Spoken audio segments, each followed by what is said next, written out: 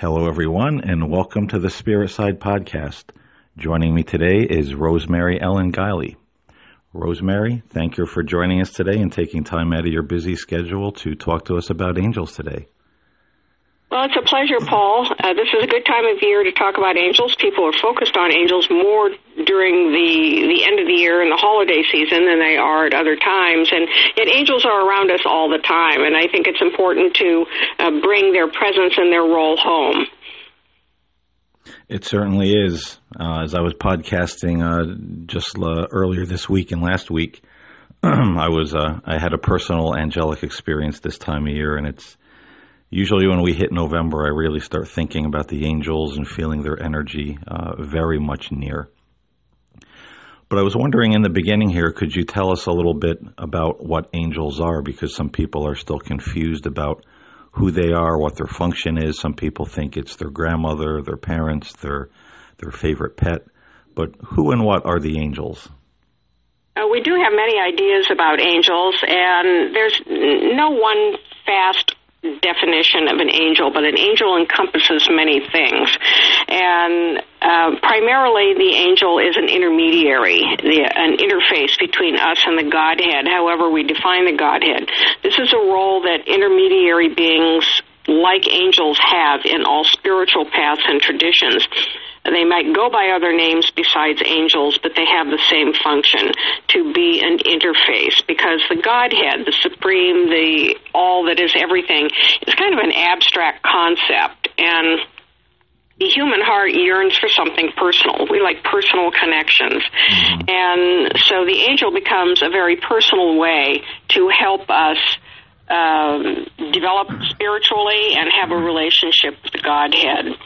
Angels are not the same as us. They are distinctly different.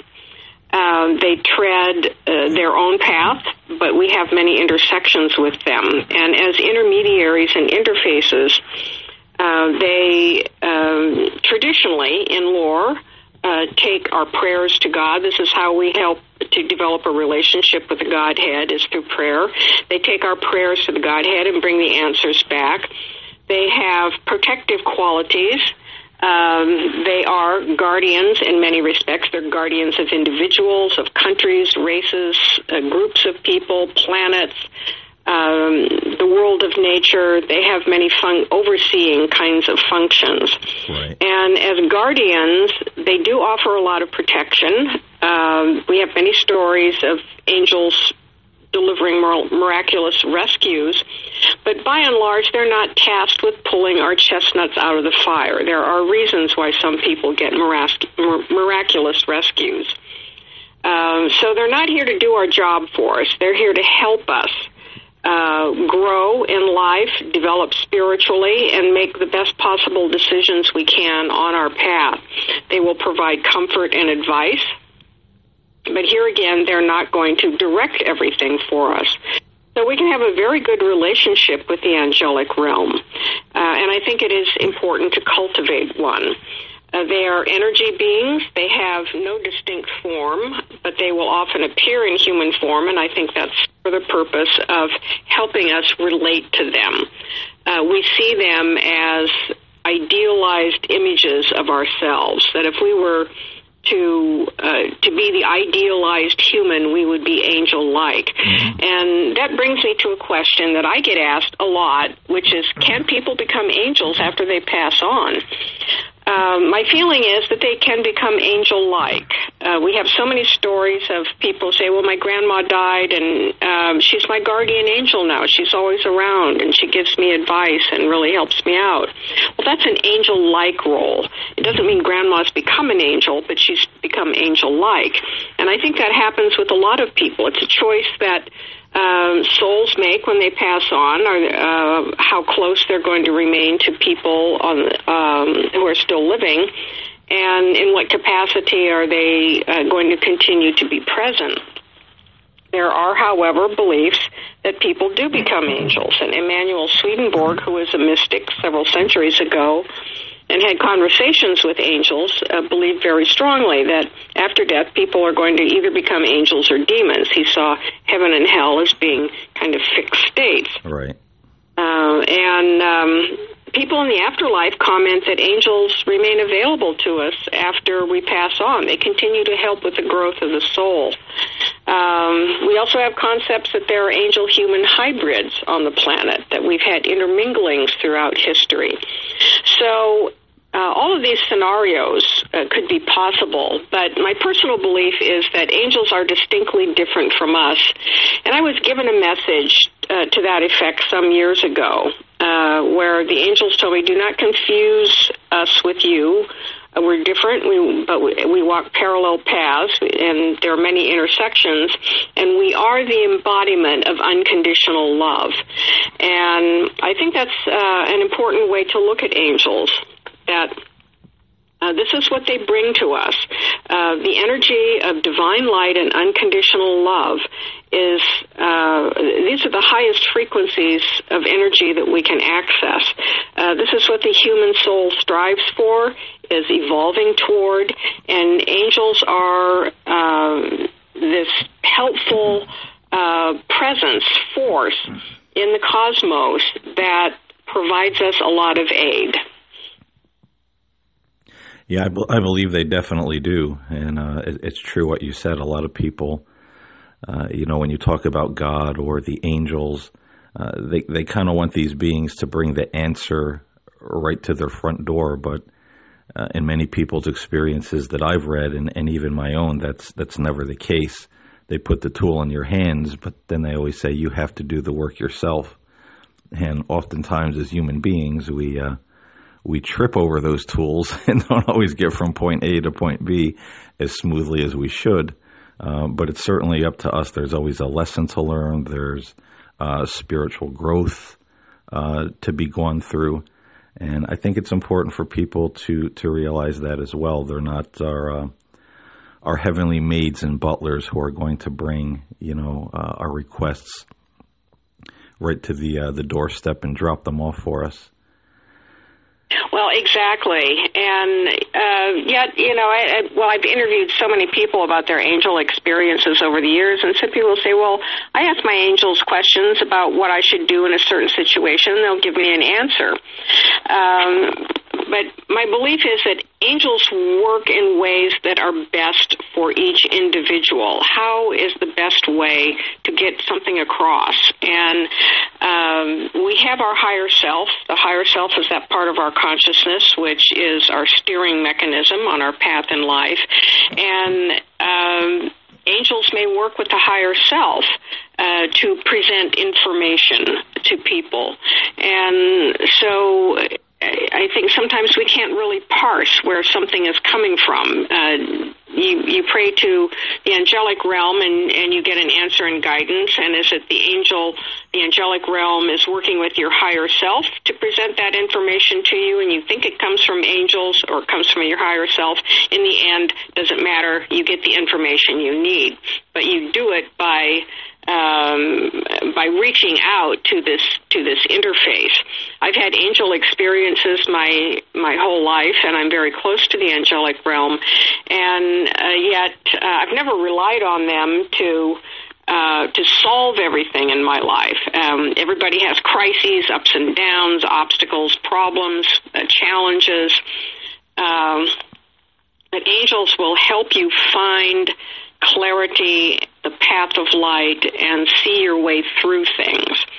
They are also a tremendous channel of comfort, and I think all of us have situations in life where something happens and we really need to find our inner strength so that we can make it through something. And the angelic realm is very good in that regard. Yeah, they definitely are, and I think that's why even some people, if you read about the deathbed visions or experiences, there's that point where people just become so peaceful. They're not afraid. They're seeing people who aren't there, but they're describing them as being so, beautiful or heavenly or made of light, and all the fear is gone. They're not in pain anymore. They're not worried about what's happening to the physical body.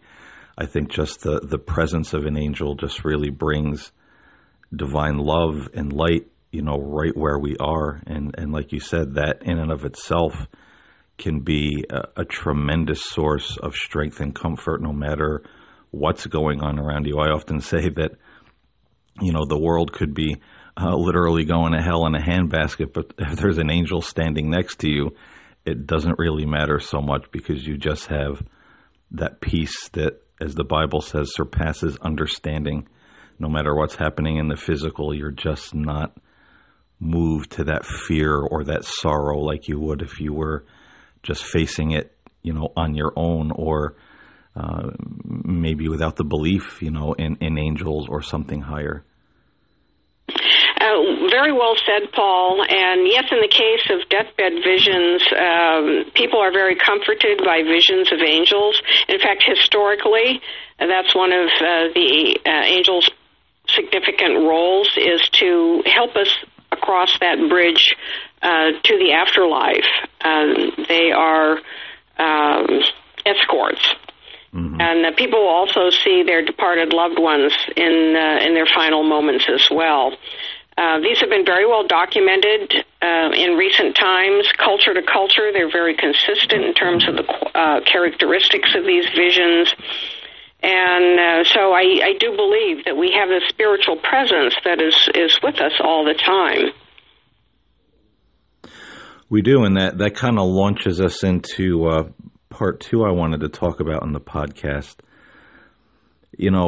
I was talking a couple of weeks ago, I did a podcast on, holiday depression, and people get the blahs and the blues.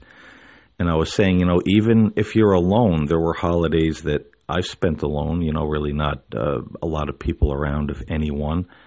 Times where, your best of friends seem to scatter to the four winds, and, you find yourself with, no one really around. But I always took comfort in, that angelic presence, and it's just so uplifting and joyful. And I was telling people it's a good time of year. I mean, any time's a good time of year to really commune with the angels and tune into their energy. How would you tell people to do that? I mean, there's a lot of ways, a lot of books that people say, well, do it this way, do it that way. Some are really overly complicated. It's mental and spiritual gymnastics. I don't even think the average person would have the patience, to sit down and do. I know I wouldn't, and I'm quite a spiritual person. But how would you tell the average Joe and Josephine out there a way to connect with their angels, to feel that personal presence of comfort and love in their lives? It's very simple, and it doesn't need to be complicated at all. And that's simply through prayer and meditation. And prayer is one of the most powerful spiritual forces that we have at our disposal.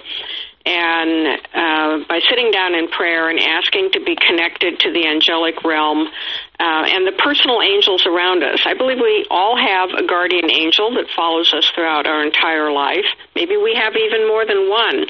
We certainly have more than one angel around us at any given time, because I think the angelic realm responds to whatever is going on in a person's life, and some angels come and go as we work through different situations and challenges. So simply asking in prayer and waiting for a response is the best way to connect. And if you want to connect with your guardian angel, ask for that angel to be present and to get a name, because the name is a vibration of energy which will in turn help you to connect more easily. It does not have to be a fancy biblical name. I've talked to people whose guardian angels are Sam and Bob and Anne. I think angels present, again, however is the most meaningful for each individual. And that's very effective. Now, how angels answer, again, depends on the individual, and it depends on how we are receptive to getting our information from the spirit realm. Sometimes people think that the answers are going to have to be very dramatic, sort of something you can't ignore, the booming voice of God in the head, for example, or an apparition in front of them.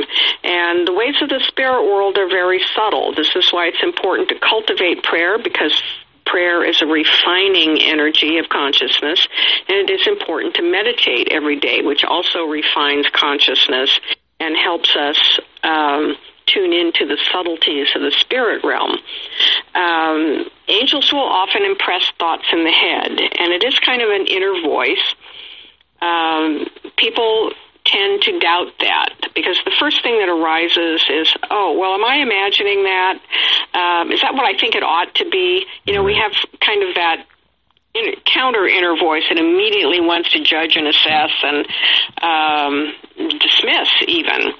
But we have to allow things to arise within us. And when I'm coaching people in meditation and connecting to the spirit realm, I tell them to just pay attention to whatever arises spontaneously within you, because that is the voice of spirit speaking. You can analyze and judge later, but accept in the moment so that you can allow the process to continue.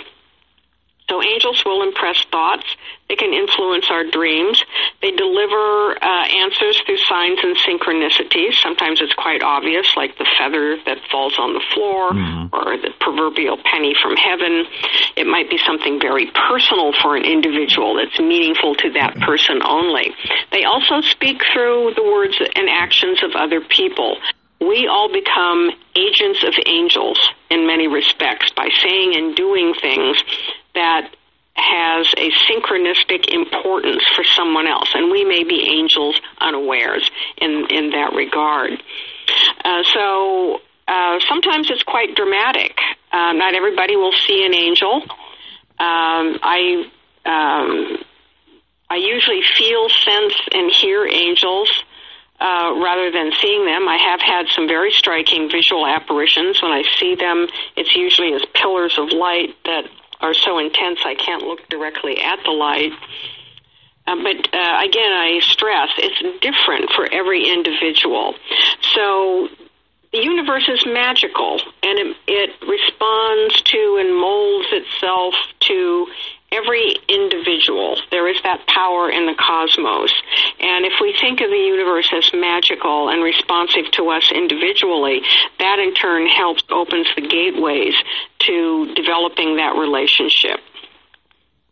It is, and it's funny when you talk about inspiring our thoughts and people thinking, well, is that just me? Am I making that up? I read an Islamic hadith a ways back where Muhammad said, how else would God speak to me if not through my imagination? And I think that says a lot because, I've had in my, angelic experience, it was dramatic at times, and then other times, particularly in recent years, it's more subtle. It is in meditation. It is focusing. And sometimes you hear words, phrases, or sentences. Sometimes it's like a little scene that will play out before my eyes, or the screen of my imagination, rather.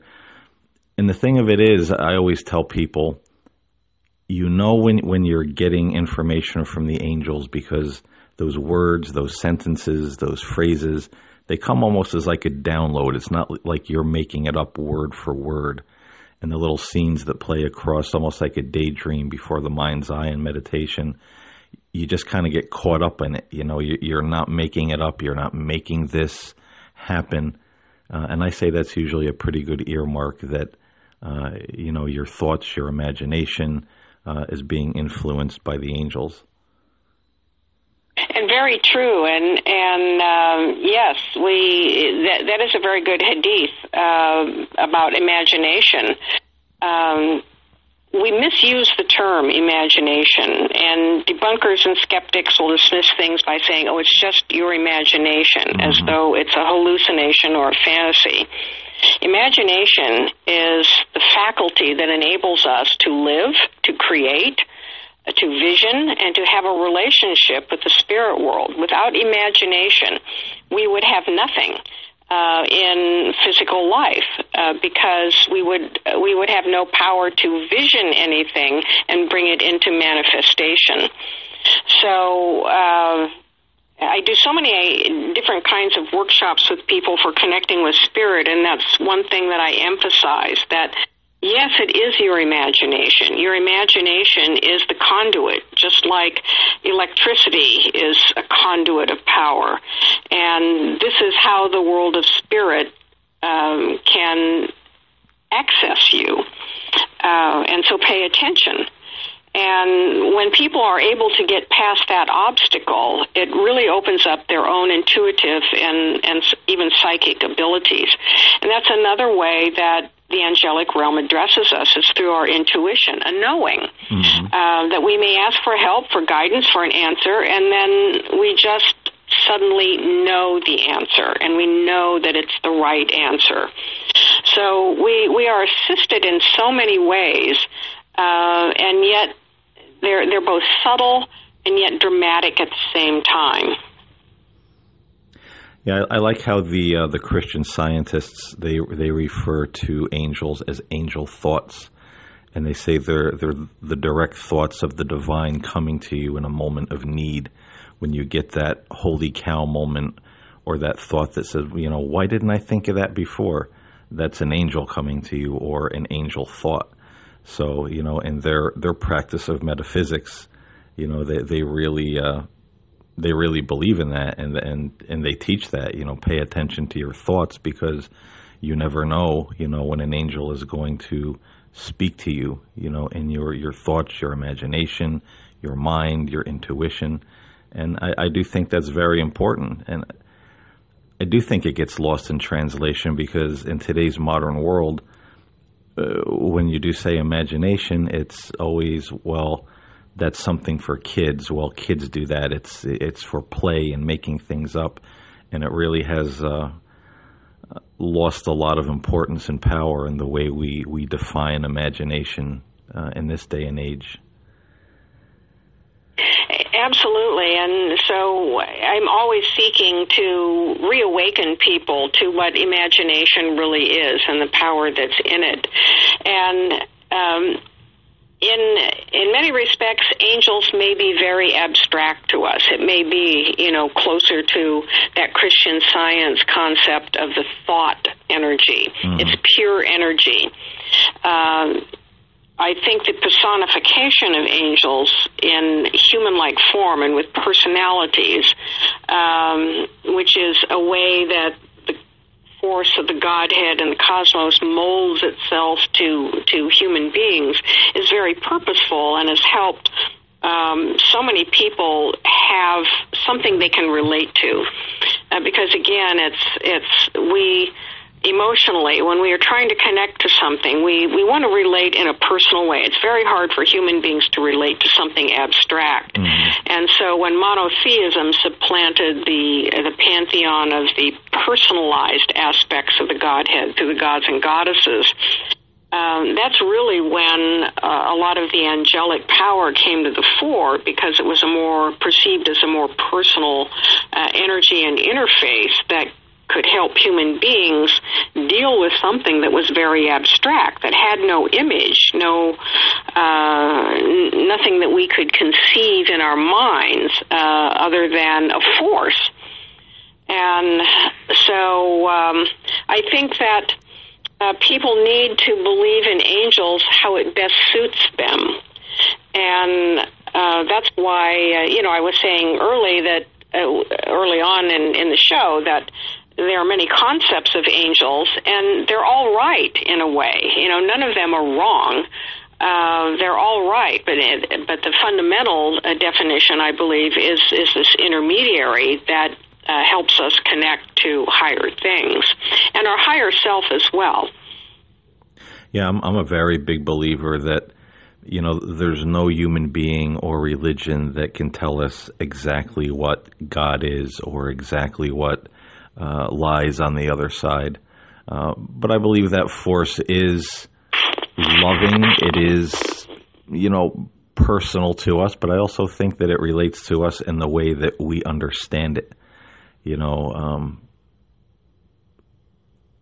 There's a lot of different people in the world. We can't go to every single person and say, well, you must be a Christian, you must be a Buddhist, you must be a Muslim or or whatever, defining, God and the spirit world for them, because everybody has their own way. And I think that the angels, God, call it what you will, meets them right where they're at and speaks to them, or even appears to them in a way that they understand and that's comforting to them.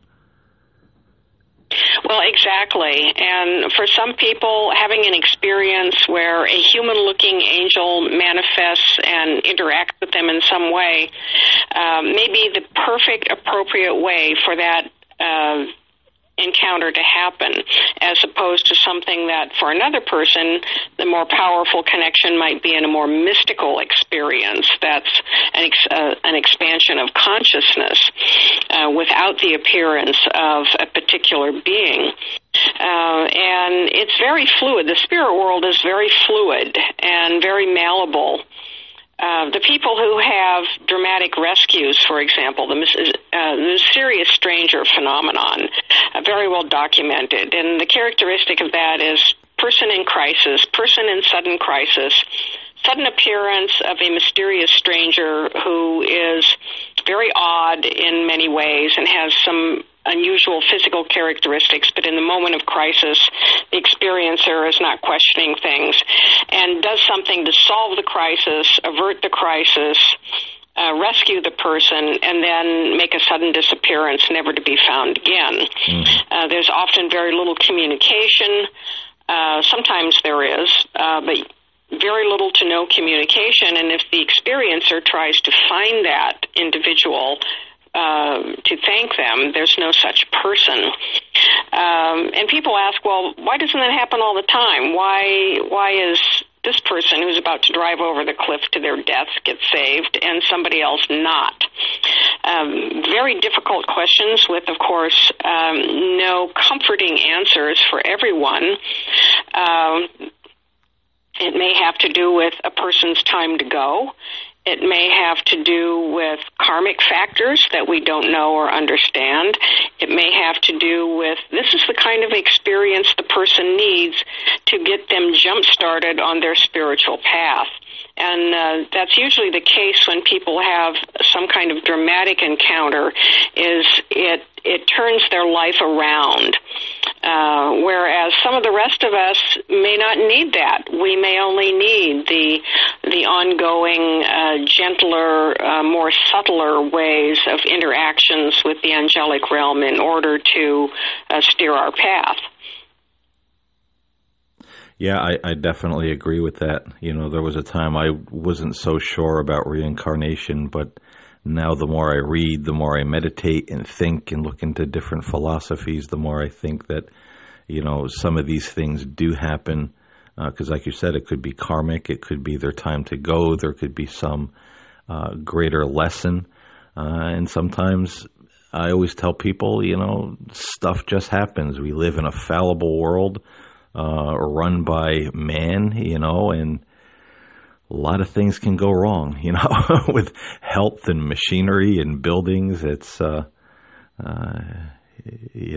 it's not a perfect world. Sometimes things can just happen, no rhyme or reason. They just do. And in some cases, it may be that the very best that we can expect from the angelic realm is a shoulder to lean on as we make it through some very difficult, debilitating situation. Definitely. I definitely feel like they're counselors and they are helpers that way, that, they do guide us through the wilderness in those challenging times. And if we pay attention and walk with them, we do come out of the other side of those things with much more knowledge, wisdom, strength. And I always say, don't stay in the land of sorrow longer than you have to. Listen to your intuition, pray, meditate. Even if it's a little spark of light at first, let it lead you forward, because it will take you to a better place than where it found you. And that kind of brings us to part 3 of the podcast. I wanted to talk about angelic protection. And we talked a little bit about that, people getting the dramatic rescues and so forth. But I wanted to delve into the area of, you've done a lot of work and written a book about the jinn, alien abductions. I think you believe they're more interdimensional beings rather than men from Mars. How do the angels factor into this? Because there's a lot of people now, because there's so many things in the news. There's always strange lights in the sky. There's strange things happening all over the world. There's so many people complaining, and they're being visited by the shadow people or the smiling man or some other entity in their bedroom at night. Is it possible, and have you heard of anyone invoking angels for protection against such things, and does it work? Yes, it is possible to invoke angelic protection against dark forces and entities. And how well it works depends a lot on the situation and what's going on internally within a person and why these things are happening in the first place. And this gets back to what I was saying earlier, that angels are not going to automatically pull our chestnuts out of the fire. Mm-hmm. They're not going to resolve all of our issues for us. I have always invoked angelic protection in my work, as well as just in daily life. And I frequently wear an amulet that is the seal of the Archangel Uriel. And I did a book called Guide to Psychic Protection that came out this year, and I talk about the angel metals in the book. Amulets are protective things or objects. They're not going to magically do something for you, but they are ways for you to connect with powerful forces. That's how I view them. And the more you handle and wear an amulet, the more it takes on this kind of energy. And the reason why I wear Uriel instead of Michael, Gabriel, or Raphael, the four big ones, I do have a good relationship with all of them, but Uriel holds the solar flame of truth, and I'm a writer. I'm about pursuing truth, and so I feel a very strong personal connection. When I was looking at these years and years ago, and I was looking at these metals and handling them like, which one is the right one for me to wear? When I picked up Uriel, I felt like an electrical vibration in it, and I thought this is the right one for me, even though I use all of them. Do you need one of them to invoke the protection of angels? No, you certainly don't. You can invoke the protection of angels through prayer, and I do that as well. There are many cases, however, where people reach out in prayer for help, and it doesn't seem to do anything with what's going on in their situation, or it works for a while and then it doesn't work. And these are very complex situations that have no easy answers, no one-stop fix. A lot of these dark entities are very powerful. They have different motives for interacting with people, different abilities. They're affected in different ways.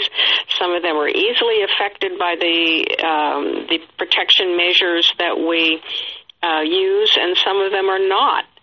And for those that are not affected by, for example, the Lord's Prayer, the name of Jesus, the Virgin Mary, the saint this or saint that, or the angel realm, why not? What's going on that these entities are able to get around those things? And in some of these cases, it requires a very deep look into what's going on in an individual's life,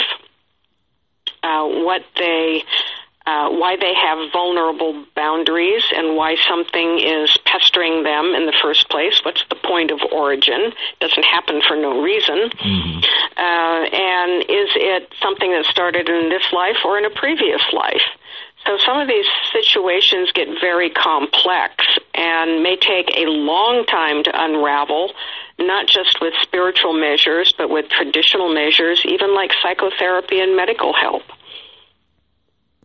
Yeah, I've always found I've done a little bit of paranormal, investigating in my realm. Not as much as you, of course, but I've I've also had, when I was growing up, I always say the neighborhood I grew up in when I was about 13 to 15, it was like the Amityville Horror. I mean, everybody, all the kids in the neighborhood, I mean, we were seeing things. We never, went outside alone after dark. Everybody was always looking over their shoulder. And in that neighborhood, there was a lot of negativity. I mean, the grown-ups, spousal abuse, drinking, alcoholism. I mean, you name it. It was a small neighborhood with a lot of troubled people. And I found that the older I got and the more that I just kind of left that energy, those thoughts, I didn't let it weigh me down like, these miserable people, some parts of my childhood were so terrible. I just found that I walked out of it, and little by little, those things, and some of it followed me because I left that neighborhood. I went to live with my grandmother at one point, and some of the same things started happening around me even when I got out of the neighborhood. But that's when I started kind of growing spiritually and leaving a lot of that kind of thing behind. And it just faded off. But a lot of people that I grew up with that did let that stuff kind of stick to them, it still affected them. You could talk to them today and they would tell you stories of odd things that happened to them, strange things that they've seen that were creepy or scary in the shadows, and even, reams of bad luck, just terrible things happening to these people. Like, there's something just out to get them, just sabotaging their lives. So I think, if you're negative, if you're violent, if you're angry, even if you're carrying around a lot of resentment and becoming the kind of person that life is so hard, it's so terrible, nothing ever works out, it's all my parents' fault. When I was little, they did this, my siblings, my siblings, they are no good, they did something to me. When you have that kind of heavy energy and heavy attitude, I feel that you open the door wide to those things. And if they're a problem, they're going to continue to be a problem because they feed on it. They want you to be in that state. They want to keep you in that state. And I think walking out into the light, in love, forgiveness, personal inner peace is tremendously important in getting rid of those things and kind of vanquishing them from our lives. And dark entities feed on low emotions, depression, guilt, anger, resentment, despair, grief. We all go through those, and sometimes we get mired in them or we harbor them. And if we are in an area where a lot of those forces are present, and they vary in concentrations on the land. There are entities that live on and off the land.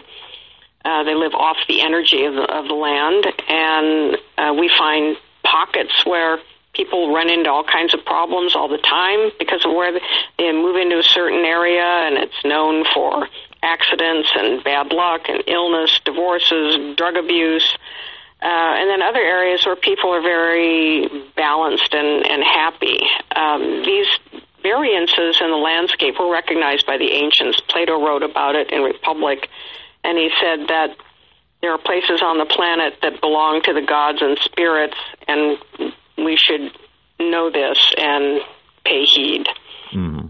And so people can be affected for a variety of reasons, and sometimes things can attach to us, and we carry them around for a very long time, whether we realize it or not, and may not erupt in violent assaults and poltergeist activity like TV likes to portray, but they can be an eroding influence on life. Now, we're talking about the vibration of energy here and the spiritualization of consciousness, and this gets straight back to the core matter of spiritualizing your consciousness as much as possible, literally raising your vibration. Because if you raise the vibration of your energy field and your mindset, your consciousness, everything's going to lift to a level where negativity has nothing to latch onto. And this is one of the greatest protections that we can afford ourselves, and we can work on that with the help of the angelic realm, which is at a very high vibration. So that is why it is so important to have a daily practice of both prayer and meditation.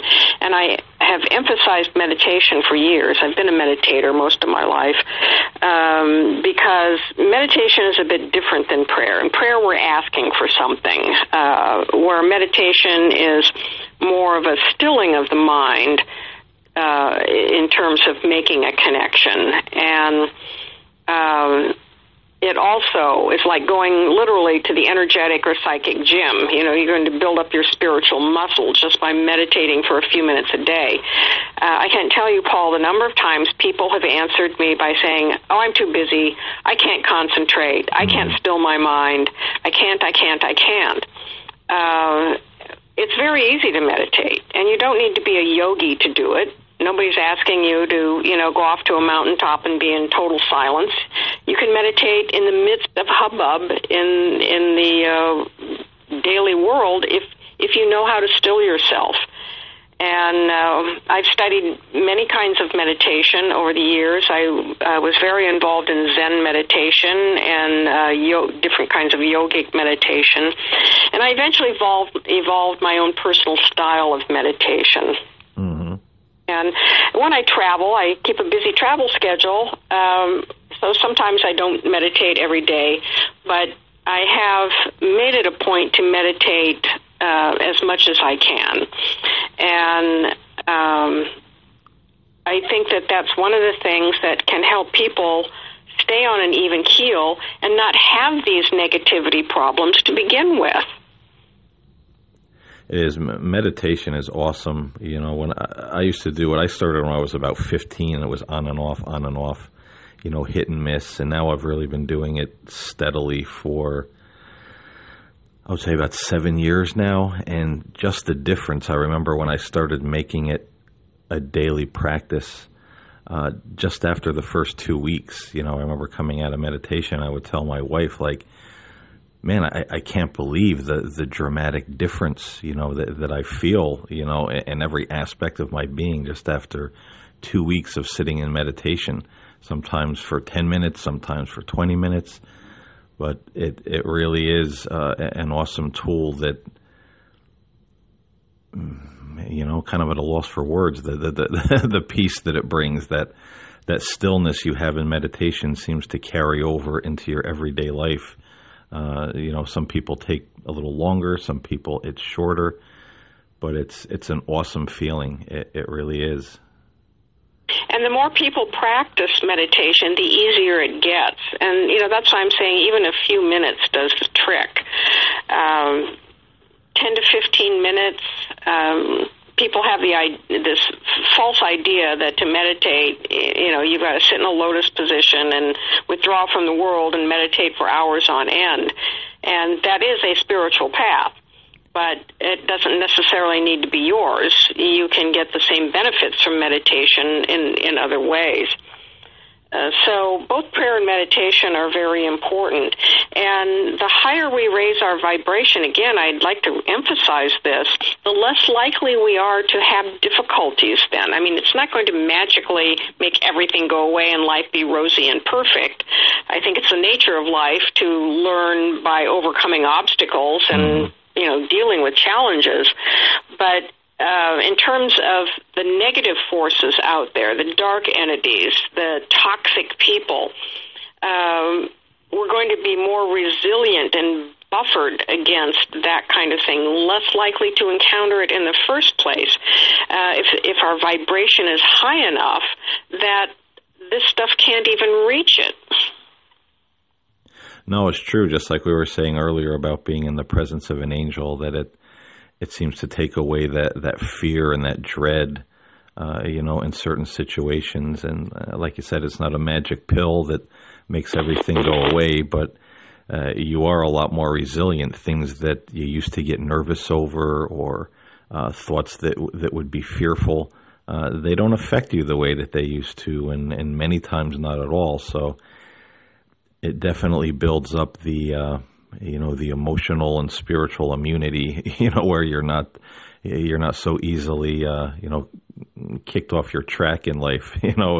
It's like a daily vitamin. It is, and all studies of meditation have pointed to that. There's physical benefits, how the body is aided by it. Our emotions are smoothed out. Our thoughts turn to a higher level. We're less likely to engage in some of the lower emotions. And so many benefits that then start operating in the background all the time. So, I've fertilized this field over and over again for years in my life to the point where I feel it's operating all the time, whether or not I consciously think about it.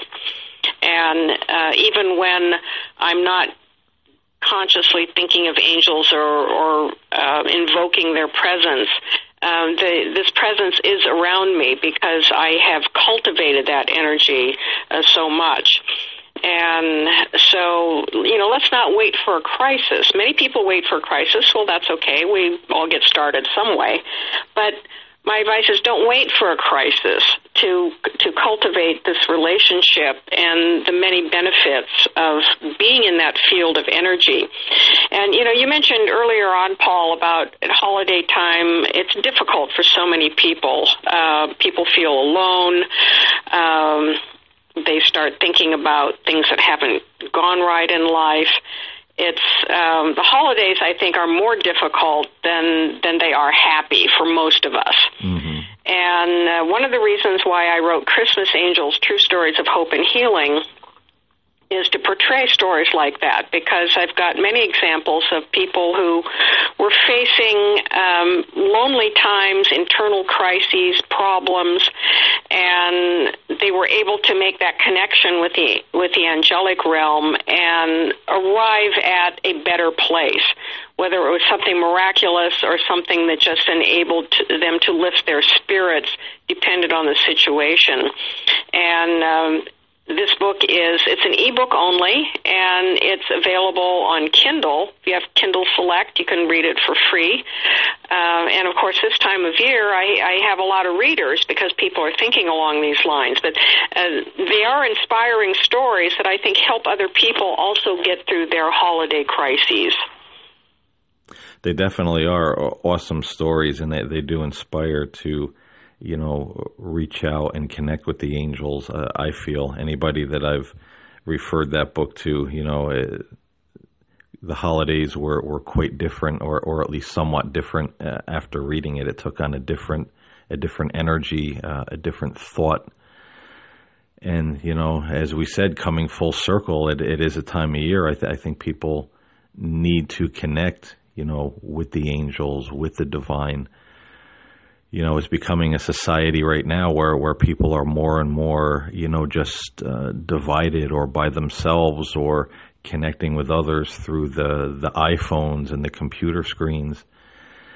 And, people need companionship. People need hope. And I always say meditate, talk to the angels, just if you don't know how to meditate, just close your eyes and focus on that presence around you. Where is it? Is it next to you, in front of you, hovering above you? Just feel where it is and ask questions. What is your name? What do you want me to know right now? Let little things come to you, and some people it may take a little time, but often those messages and answers come rather quickly. Trust what you get, and you're on your way to making a connection that's going to sustain you through those lonely times, until society figures itself out and isn't so steeped in living life through the lighted screen. Well, that is an important point, especially about how long does it take to get answers, and that things might come quickly, they might not come immediately. And I hear from people say, well, I've been meditating and praying, and I'm not getting anything. I'm not getting anything back. Well, they probably are. They just haven't realized it because of the subtle nature of it. And sometimes, especially if a person has not been in the habit of praying and meditating, it's like pouring water down a dry riverbed. You've got to moisturize it for a while before things really start to flow. And so I tell people, well, just keep at it. Just keep at it and keep listening, and you're going to have a breakthrough. The breakthrough will happen. It is hard for people to kind of get out of our own way sometimes, especially if we're conditioned, as we said earlier. This is fairy tales. It's childhood stuff, or I'm just making it up. Who am I fooling? It's hard to conquer those thoughts at first for some people, and they can definitely be barriers to getting those messages. I read a book years ago. I actually still have it on my shelf. Maybe you've heard of it. It's called Angel Speak. And I don't remember the author offhand, but basically the method that they use is with your eyes open, get a pad and paper and just ask your angels a question, and whatever comes to your mind, whatever it is, don't worry if you feel like you're making it up. Just write down on the piece of paper exactly what you hear. And it really is a method that sometimes, many times, right off the bat, when people write something down, they'll go, wow, I never thought of that. Where did that come from? I feel like I wrote this, but yet I didn't write it because I didn't see this aspect to the problem or think about that answer to a problem. So asking and writing, I think, is it gives less time to sit there, with your eyes closed going, this isn't going to work. Who am I fooling? You just ask and then you write. There's less time to get in your own way. So that might be a method that some people can use with more effectiveness, at least at first. Yes, and that's a form of automatic writing, and that is another good way to communicate. And by experimenting, people find out the ways that work the best for them. Some people use a pendulum, and they'll ask questions of the angel realm, and the pendulum is a physical kind of movement that helps organize information and the receipt of information. That book, Angel Speak, by the way, that was written by Trudy and Barbara Griswold. Right. Barbara's passed on now, but it's an excellent book, and I can certainly recommend that. The 3 books that I have out that I recommend to people, I've done a number of books on angels. Some of them have gone out of print. But Calling Upon Angels, How Angels Help Us in Daily Life, covers a lot of the territory that we've been talking about today, about how angels manifest and how we can recognize them and how we can connect to them. And if people want to learn more about the angelic realm, the Encyclopedia of Angels really covers the map. I've got history, religions, folklore, cases, dramatic cases, individual angels, a lot of angel lore, and people find that very illuminating as well because it answers a lot of questions they have about angels. And then my book, The Christmas Angels, True Stories of Hope and Healing.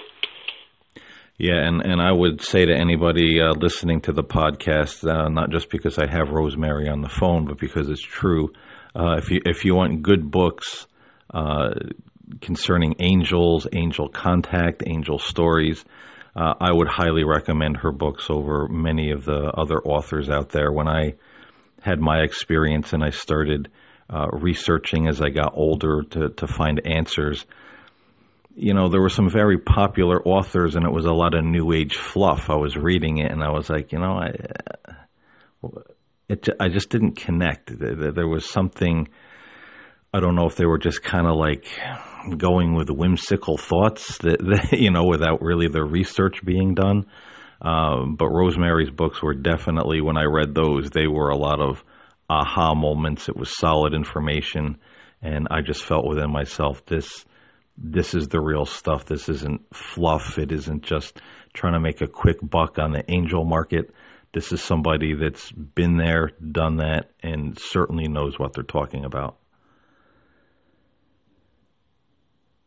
Well, my website is visionaryliving.com if folks want to find out more about me and my work. And I've got a list of my books. The best place to get them is Amazon. I don't sell them off my website. I travel too much to do the fulfillment.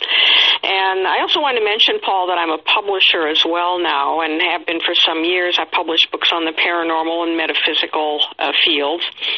And the website for that is visionarylivingpublishing.com. And those books of mine, as well as other of my books, are up on that website with the covers and descriptions. Visionary Living Publishing has a little over 30 books out now, some by me and some by other authors. And I'm growing at a rapid pace.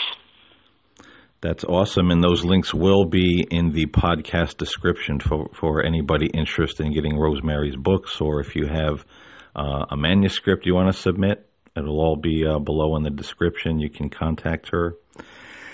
And Rosemary, this has been awesome. It's been a pleasure talking to you today, and I hope one day we can do this again. I have other topics that would be, you're the person to answer the questions, on these subjects. Well, I'd be delighted, Paul, and I certainly have enjoyed this conversation with you today.